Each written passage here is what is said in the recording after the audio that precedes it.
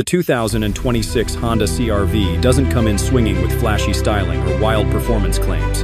But after spending time behind the wheel, it's clear Honda has made quiet moves that should have Toyota watching its rearview mirror. It's time to hop in the front seat because today, we're taking a closer look at why the new CR-V might just be the most quietly impressive SUV in the game right now, and how it is kind of outlasting Toyota. Before I start, you wouldn't catch me calling this thing flashy, but there's a certain quiet confidence in how Honda shaped the 2026 CR-V.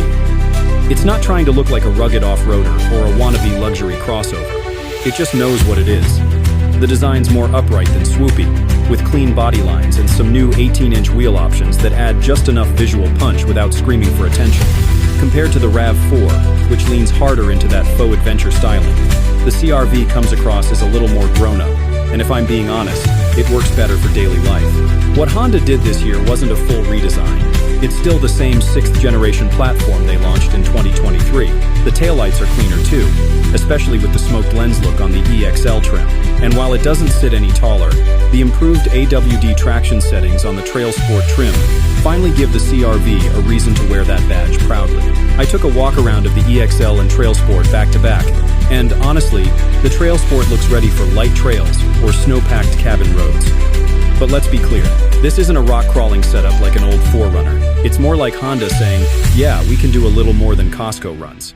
Bottom line, the CR-V looks buttoned down and smart. Not over-designed, not trying too hard. Just a well-proportioned compact SUV that you wouldn't mind seeing in your driveway for the next 10 years.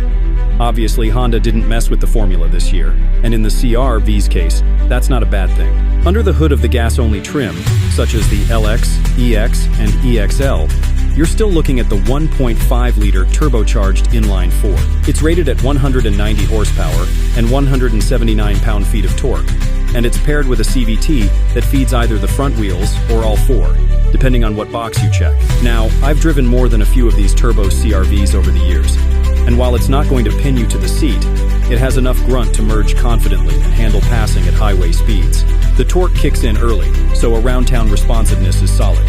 What really shapes how the CR-V drives, though, is how Honda tuned the suspension and steering. It's quiet, planted, and soaks up rough pavement better than most crossovers in this class. The 2026 update includes an improved AWD traction control program, especially on low-speed or slippery surfaces.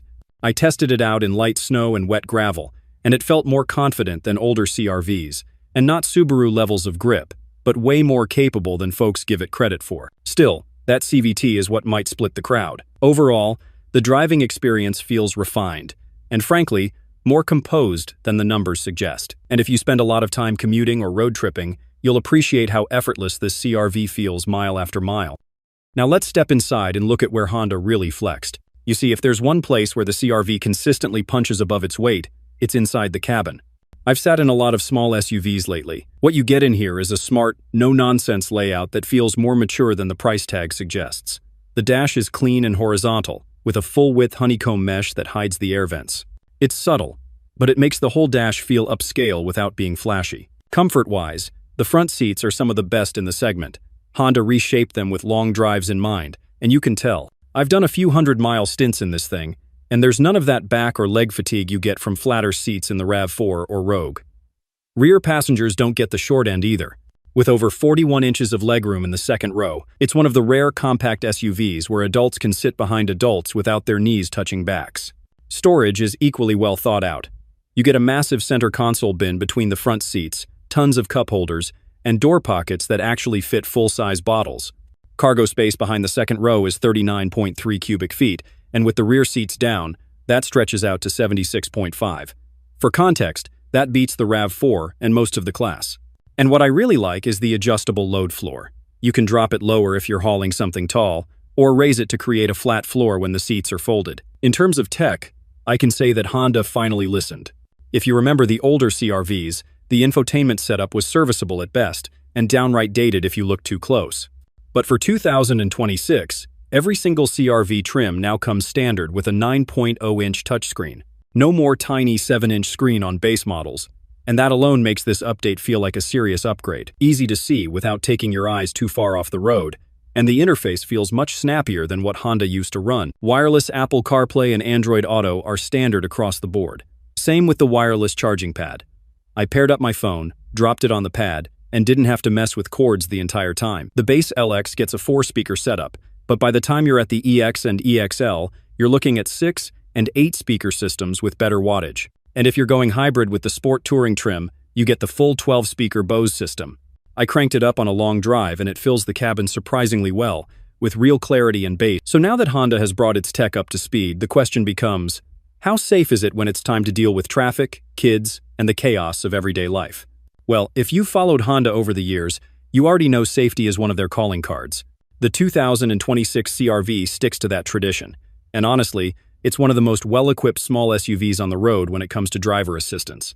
Every CR-V, from the base LX to the fully loaded Sport Touring Hybrid, comes with Honda Sensing. That means automatic emergency braking, lane keeping assist, adaptive cruise control, forward collision warning, and traffic sign recognition are all baked in from the start. You also get blind spot monitoring and rear cross-traffic alert, which are honestly must-haves in today's traffic. Lane centering is included too, and while it won't take the place of full hands-free driving like some luxury brands offer, the CR-V scored a full 5 stars from the NHTSA, and the IIHS gave it a Top Safety Pick Award, which is pretty much par for the course with Honda. It holds up well in side impacts, rollover tests, and has good headlight performance depending on trim. Also worth noting, the rear seat, reminder, and driver attention monitor come standard now. These aren't flashy features, but they matter when you're hauling kids or doing long-distance trips where fatigue can creep in.